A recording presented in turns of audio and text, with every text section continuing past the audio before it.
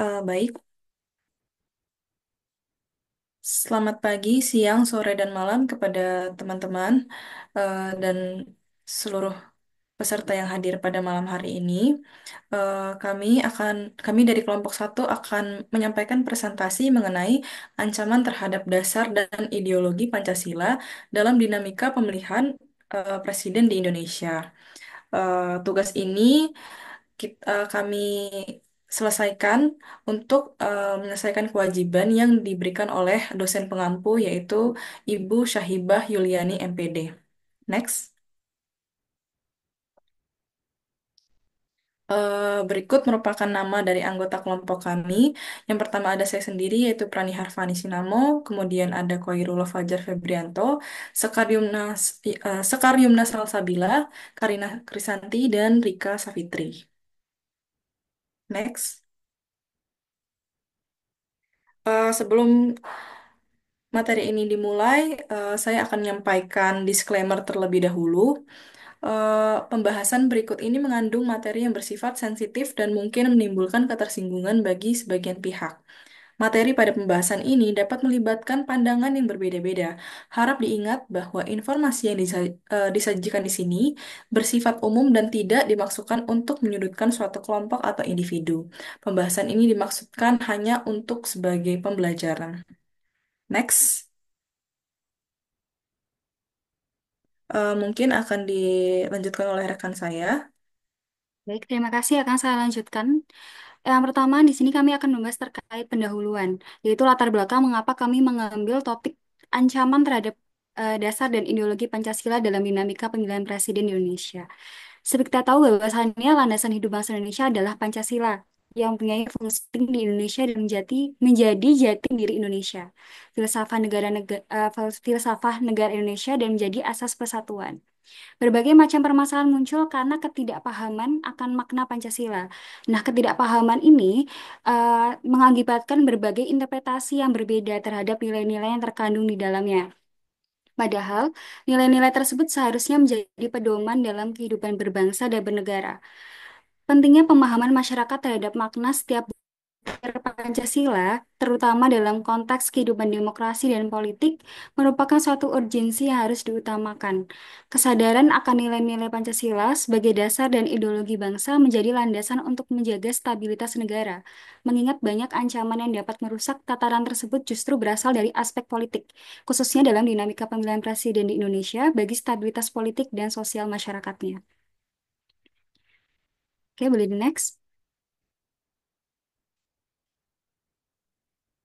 Baik, di sini ada tiga pokok rumusan masalah yang nantinya akan kami bahas dalam presentasi kali ini. Yang pertama adalah seberapa penting Pancasila sebagai dasar dan ideologi dalam praktik politik di Indonesia.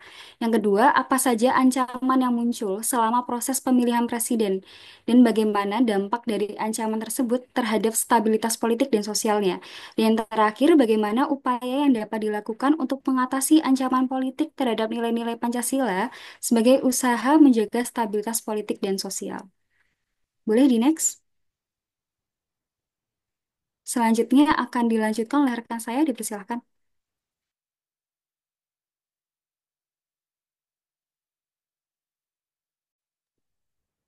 Baik, mungkin saya akan mengambil alih. Kita masuk ke bagian eh, bab 2 yaitu kajian konseptual yang merupakan dasar dari pengambilan materi kita pada malam hari ini. Boleh di next.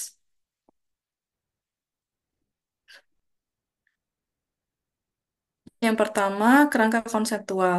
Kerangka konseptual merupakan pondasi fundamental dalam penelitian ilmiah yang berfungsi sebagai panduan dalam merancang dan memahami struktur penelitian. Kemudian yang kedua, penentuan kerangka konseptual oleh peneliti akan sangat membantu dalam menentukan arah kebijakan dalam melaksanakan penelitian. Next. Kemudian di sini kita memakai tiga teori sebagai landasan kerangka teoritis pada pemaparan materi kali ini. Yang pertama ada teori demokrasi deliberatif. Kemudian yang kedua ada teori identitas sosial. Dan yang ketiga teori kedaulatan rakyat. Next.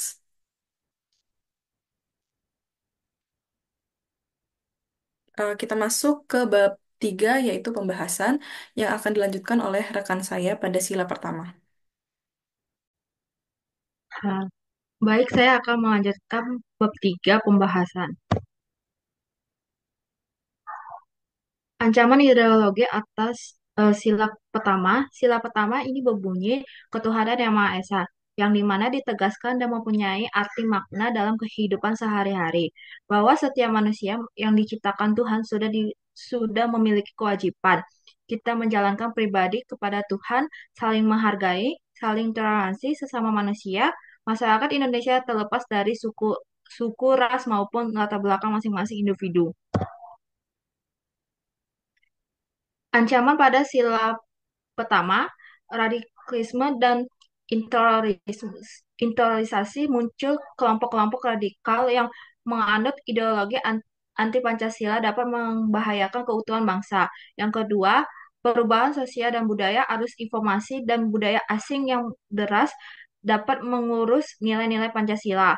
Yang ketiga, kurangnya toleransi antar agama, sikap toleransi anut agama yang semakin hampa perlu mendapatkan perhatian yang lebih.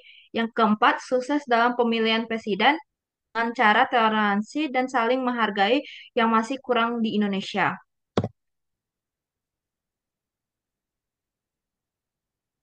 Cara mengatasi ancaman pada sila pertama, masyarakat di Indonesia harus saling menghargai dalam hak pemilihan presiden. Yang kedua, kita harus menerima siapapun jadi presiden dalam politik, kita saling toleransi dalam menganut eh, antar umat agama serta menghargai hasil pemilihan presiden secara bersama-sama.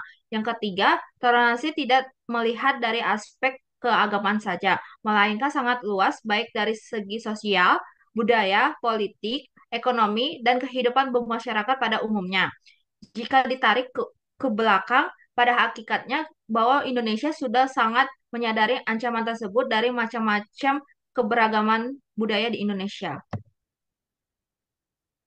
Selanjutnya akan dijelaskan oleh rekan saya.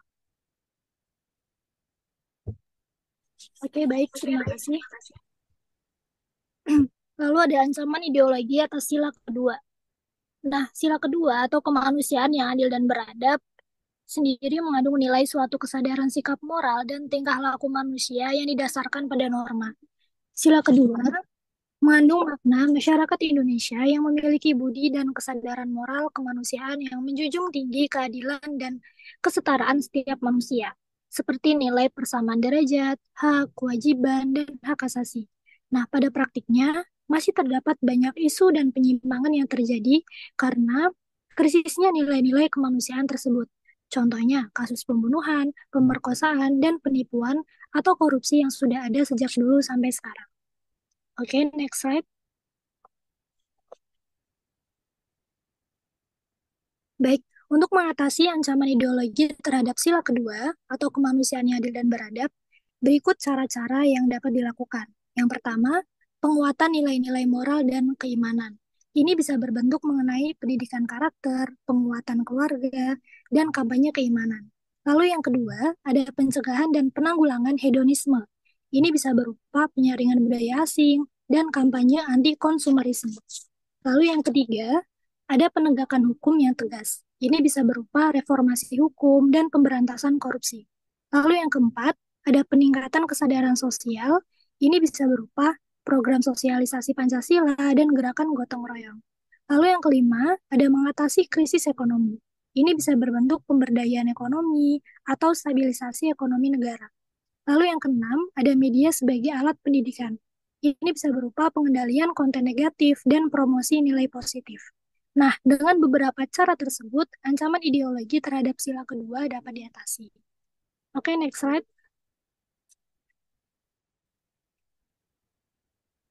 Untuk selanjutnya akan dijelaskan oleh rekan saya.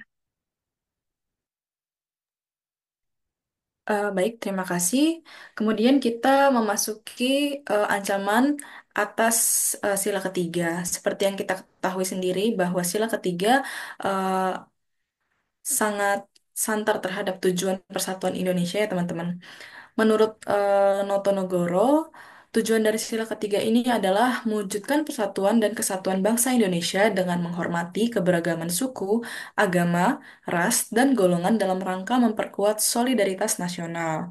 Namun, alih-alih sebagai perwujudan sistem demokrasi yang menjaga persatuan, fenomena Pilpres seringkali dijadikan ajang pemecah belah bangsa. Next.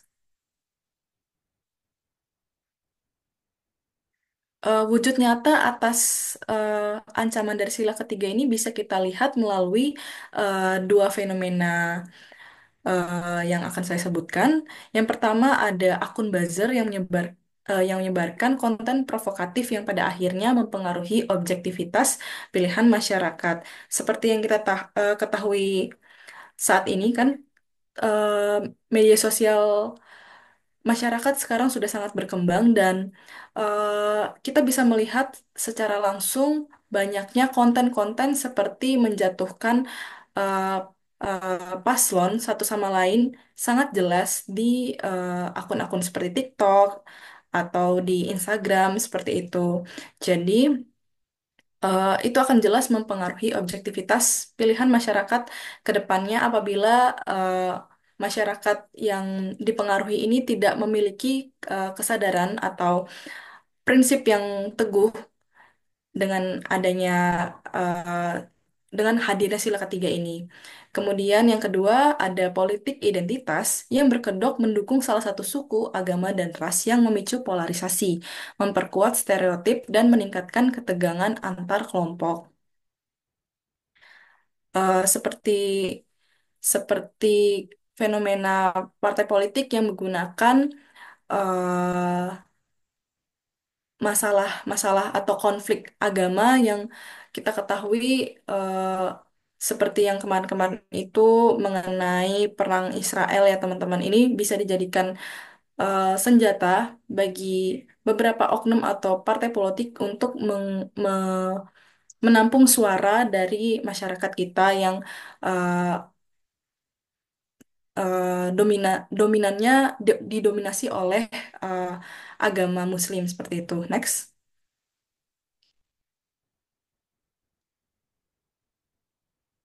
Solusi menghadapi ancaman ketiga yaitu bisa dilakukan melalui kerjasama antara pemerintah dan masyarakat. Langkah-langkah yang bisa diambil ada dua. Yang pertama adalah hukuman dan sanksi pidana yang tegas bagi akun buzzer. Hal ini bisa dilakukan eh, dengan pemerintah bekerja sama langsung eh, dengan platform media sosial yang memiliki kantor atau home base di Indonesia seperti TikTok eh, dengan memberikan eh, seperti perjanjian yang akan eh, membuat kantor TikTok ini memberikan saksi yang tegas begitu kepada akun buzzer. Kemudian yang kedua, meningkatkan peran Bawaslu dengan mendiskualifikasi oknum atau parpol yang terbukti melakukan politik identitas. Nah, masyarakat dalam hal ini juga bisa mengadu ke Bawaslu langsung jika menemukan praktek politik identitas yang dilakukan oleh partai politik. Seperti itu. Next. Akan dilanjutkan oleh rekan saya. Terima kasih. Baik, terima kasih. Di sini saya akan menjelaskan terkait ancaman ideologi atas sila keempat. Sila ini menegaskan bahwa setiap keputusan yang diambil dalam kehidupan berbangsa dan bernegara harus melibatkan partisipasi rakyat dan dilandasi oleh musyawarah. Dalam konteks ini, demokrasi tidak hanya berarti pemilihan umum, tetapi juga bagaimana rakyat dilibatkan dalam proses pengambilan keputusan yang berdampak pada kehidupan mereka. Boleh di next? Eh, Baik, kita akan melanjutkan pada beberapa bentuk ancaman atas sila keempat. Yang pertama adalah suksesi pemilihan presiden yang terpolarisasi. Nah, salah satu ancaman paling mendesak yang muncul adalah politik identitas, di mana narasi yang membangkitkan sentimen suku, agama, dan ras mendominasi pemilihan umum. Menurut Aan, dalam jurnalnya, disebutkan bahwasanya polarisasi identitas yang merupakan pembagian masyarakat berdasarkan garis patahan, identitas sosial, agama, dan politik telah menjadi ciri khas pemilihan presiden di Indonesia tahun 2014 dan 2019.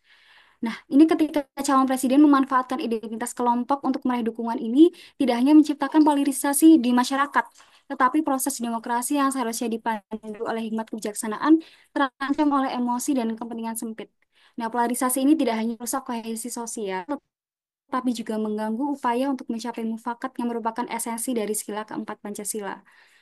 Selanjutnya adalah maraknya fenomena penyimpangan wakil rakyat, sehingga berakibat pada meningkatnya sikap skeptisme dan apatisme masyarakat terhadap demokrasi. Seperti kita tahu bahwasanya banyak sekali kasus-kasus yang terjadi atas fenomena wakil rakyat yang justru merugikan negara dan rakyat yang memilihnya. Meskipun seharusnya sebagai penyambung aspirasi kesejahteraan masyarakat. Nah, penyimpangan ini justru juga dapat menyebabkan rusak integritas pemilihan presiden, seperti praktik korupsi dan politik uang. Nah, praktik negatif tersebut menciptakan jarak antara wakil rakyat dan konstituen, sehingga aspirasi masyarakat tidak terwakili. Situasi ini menjadi sebab utama mengapa partisipasi masyarakat terhadap demokrasi, khususnya pemilihan presiden, mengalami pasang surut, serta menimbulkan sikap apatisme dari masyarakat, karena merasa bahwa suaranya tidak akan tersampaikan dengan baik. Jika ini terus-terus terjadi, pada akhirnya akan membuat kepercayaan terhadap sistem demokrasi menurun yang berpotensi menimbulkan ketidakstabilan terhadap politik. Lalu yang ketiga adalah ancaman terjadinya konflik kepentingan yang terjadi pada masa pemilihan umum. Baik, pada ancaman ini adalah konflik kepentingan yang terjadi dalam proses pemilihan umum. Nah, ini juga menimbulkan ancaman bagi hakikat sila keempat. Kekhawatiran akan keputusan-keputusan politik yang didasari oleh kepentingan pribadi atau kelompok tertentu. Misalnya seperti contohnya adalah mungkin kita tahu bahwasanya di tahun 2024 ini banyak sekali diskusi panjang dan kekhawatiran-kekhawatiran dari masyarakat terhadap putusan Mahkamah Konstitusi yang melakukan perubahan terhadap peraturan usia minimum pencalonan. Meskipun menjadi diskusi panjang, tetapi ini juga berakibat pada kekhawatiran yang berlebihan pada masyarakat. Begitu. Dalam salah satu media yang ditulis oleh Prima, di sini disebutkan misalnya adalah situasi yang terjadi pada pemilihan presiden 2024 atas keputusan Mahkamah Konstitusi yang melakukan perubahan terhadap peraturan usia minimum pencalonan sehingga diputuskan menjadi 40 tahun. Ya, kita mungkin sama-sama tahu dan sama-sama mengikuti terkait kasus ini, isu ini, dan ini menjadi kekhawatiran tersendiri. Dan putusan ini, putusan putusan MK yang menguji konstitusionalis UUD nomor 7 tahun 2017 ini berdampak signifikan terhadap reputasi Mahkamah Konstitusi dan tatanan hukum di Indonesia, serta menimbulkan kekhawatiran tentang erosi fungsi pengawasan dalam sistem pemerintah. Kembali lagi, yang ditakutkan akan menimbulkan skeptisme dan apatisme masyarakat terhadap kepentingan-kepentingan yang terjadi di konflik dari pemilihan umum. Oke, boleh dilanjut? Ya, di sini ada beberapa cara mengatasi ancaman-ancaman yang tadi kita bahas yang terjadi atas sila keempat. Yang pertama adalah mendorong dialog antar kelompok masyarakat. Dialog terbuka ini dapat membantu membangun pemahaman dan mengurangi ketegangan di antara berbagai kelompok. Ini bisa mengatasi salah satu ancaman yaitu polarisasi yang terjadi di pemilihan umum. Lalu yang kedua adalah meningkatkan transparansi dan akuntabilitas serta memperketat regulasi pemilihan menjadi solusi mendesak untuk meminimalisir praktik negatif. Seperti yang kita bahas tadi, nomor dua yang menjadi bentuk ancaman adalah ketidakpercayaan masyarakat terhadap wakil rakyat karena beberapa fenomena-fenomena yang terjadi eh, adanya praktik-praktik negatif. Dan di sini solusinya adalah dengan meningkatkan transparansi dan akuntabilitas. Begitu. Oke, boleh dilanjut? Ya. Lalu yang ketiga adalah memperluas fasilitas diskusi secara langsung antara pemilih muda dan calon presiden atau wakil presiden. Kita tahu ya bahwasannya setiap masa pemilihan umum presiden, para pemuda salah satu faktor penentu terbesar dari pemilihan umum pada tahunnya. Dan memperluas fasilitas diskusi ini menjadi salah satu solusi untuk menekankan sikap apatisme, khususnya pada pemilih mudanya. Tidak hanya menekan pada sikap apatismenya, tapi juga dapat membuka ruang pendidikan politik yang baik bagi kalangan muda, sehingga mereka bisa melihat langsung bagaimana praktik politik yang baik. Gitu. Lalu yang selanjutnya adalah reformasi hukum yang menyeluruh dapat memperkuat posisi hukum dan mencegah konflik kepentingan. Dengan memperkuat tatanan hukum, diharapkan akan terciptanya keadilan dalam proses pemilihan. Nah, ini tuh solusi ini akan menekankan kekhawatiran yang tadi kita sebutkan di ancaman terhadap kepentingan salah satu kepentingan di dalam pemilihan umum dengan reformasi hukum yang menyeluruh. dan memperkuat tatanan hukum yang nantinya akan diharapkan menciptakan keadilan dalam proses pemilihan, mengurangi kekhawatiran dalam masyarakat. Lanjut. Ya, solusi yang ketiga, pada akhirnya ini akan mendorong partai politik untuk lebih selektif dalam memilih calon pemimpin yang memiliki integritas dan komitmen terhadap kepentingan rakyat. Ini sangat penting karena kualitas calon pemimpin sangat memengaruhi kepercayaan masyarakat terhadap sistem politik. Dengan memilih pemimpin yang berkualitas, diharapkan masyarakat akan lebih percaya pada sistem demokrasi. Sehingga ancaman-ancaman yang terjadi tadi di sila keempat ini bisa akan meminimalisir dan akan memberikan solusi-solusi atas ancaman-ancaman yang terjadi di proses-proses yang tadi kita bahas sebelumnya. Oke, boleh di next. Oke, untuk poin ini akan dijelaskan oleh rekan saya, dipersilahkan.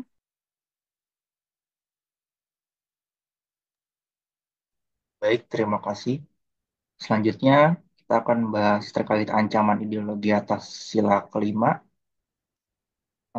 Nilai keadilan sosial bagi seluruh rakyat Indonesia mengandung makna sebagai dasar sekaligus tujuan, yaitu tercapainya masyarakat Indonesia yang adil dan makmur secara lahir dan batin. Dalam hal ini, setiap rakyat berhak mendapatkan keadilan seperti yang terkandung pada sila yang kelima. Pada sila ini menekankan pentingnya keadilan dan kesejahteraan yang merata bagi seluruh rakyat Indonesia tanpa memandang latar belakang sosial, ekonomi, suku, agama, dan suatu golongan. Namun pada pelaksanaannya masih terdapat ancaman terhadap dasar dan ideologi pada sila kelima ini. Terkait sila kelima ini, ancaman-ancaman yang terjadi terhadap dasar dan ideologi Pancasila yang pertama yaitu terjadinya perubahan konstitusi dalam syarat pencalonan dengan tujuan untuk menjadikan privilege kepada salah satu paslon. Seperti yang kita tahu bahwa pada pemilu Pilpres tahun ini yang terjadi belum lama ini menimbulkan pro dan kontra akibat adanya perubahan terkait undang-undang pencalonan yang disahkan oleh Mahkamah Agung atas kepentingan untuk memenangkan salah satu paslon. Dengan adanya hal tersebut, sangat mengancam dan mencoreng Pancasila atas ideologi sila kelima yang mengatakan bahwa seluruh rakyat memiliki hal yang sama atas keadilan sosial. Pemilu presiden yang seharusnya dijadikan momentum untuk pengimplementasian nilai-nilai Pancasila justru malah menimbulkan ancaman bagi Pancasila. Kita telah mengalami keadaan politik hukum yang tidak sehat karena adanya kepentingan individu, kelompok, dan bahkan keluarga yang lebih diutamakan di atas kepentingan rakyatnya. Ini sudah jelas mengancam nilai-nilai Pancasila yang terkandung dalam sila yang kelima. Ancaman yang kedua itu adanya isu-isu keterlibatan Presiden dan MK dalam pemilu untuk politik kepentingan. Adanya keterlibatan seorang presiden atas endorsement terkait salah satu paslon yang menyebutkan bahwa presiden menjadi juru kampanye. Memang menurut MK tidak melanggar hukum, tetapi melanggar kode etik ataupun moral. Uh, Presiden sudah seharusnya menempatkan dirinya untuk bersikap netral terhadap pemilu. Selain itu, putusan MK juga menunjukkan keberpihakan kepada salah satu paslon dengan menerima gugatan atas undang-undang yang baru masuk, padahal sebelumnya gugatan-gugatan tersebut ditolak. Di sini MK berubah atas dasar kepentingannya.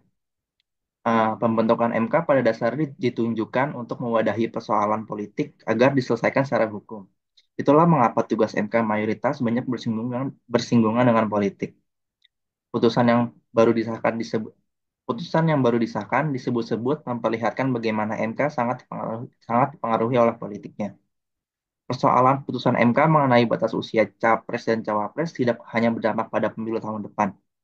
Nantinya akan banyak pihak yang beranggapan bahwa dengan konstitusi dapat dikuasai oleh politik. Dengan adanya ketidakadilan ini semakin mengancam nilai-nilai yang terkandung di dalam nilai-nilai Pancasila, khususnya pada sila kelima ini. Oke, boleh di next.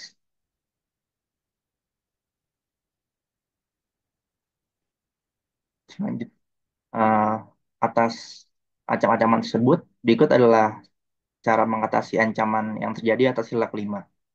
Yang pertama itu menanamkan nilai-nilai Pancasila dalam setiap anggota panitia pemilu maupun dari masyarakat itu sendiri. Eh, Pemilu yang akan datang dapat dilakukan dengan bebas, jujur, dan adil. Yang kedua, tidak ada intervensi atau campur tangan kekuasaan dalam hal ini Presiden dan MK untuk politik kepentingan. Yang ketiga itu paham paham atas batas-batas kekuasaan yang dimiliki supaya tidak adanya pelanggaran yang mengancam ideologi Pancasila. Sistem demokrasi pada dasar Sistem demokrasi pada dasarnya membutuhkan hukum untuk memberikan batasan dan menghindari adanya dominasi satu pihak atas pihak lainnya. Hubungan antara hukum dan politik ini tidak boleh dicampurkan dengan kepentingan politik tertentu. Boleh di next. Selanjutnya akan dijelaskan oleh teman saya.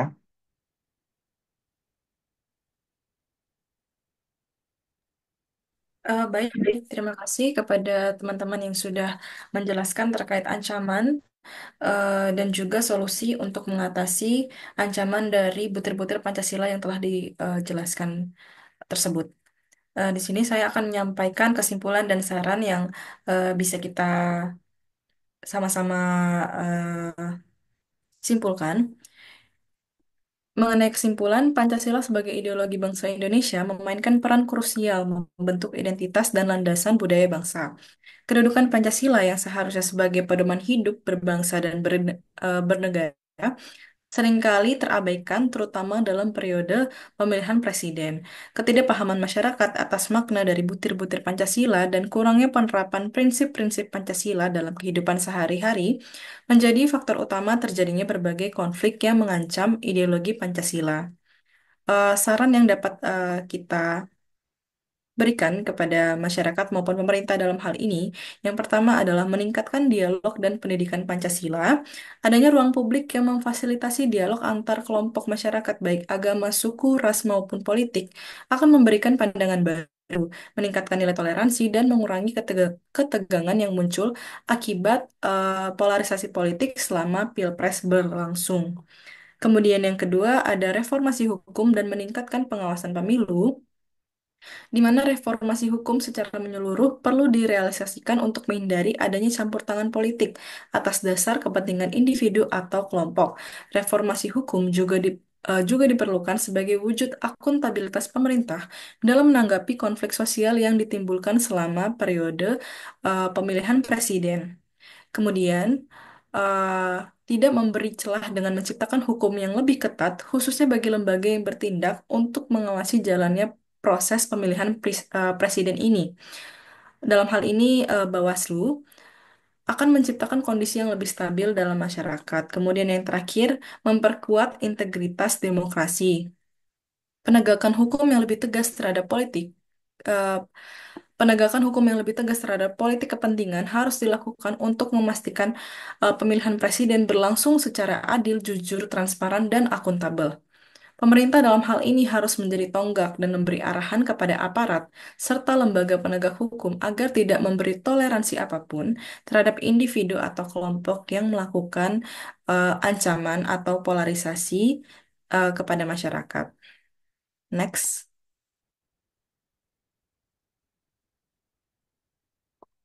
Uh, Next.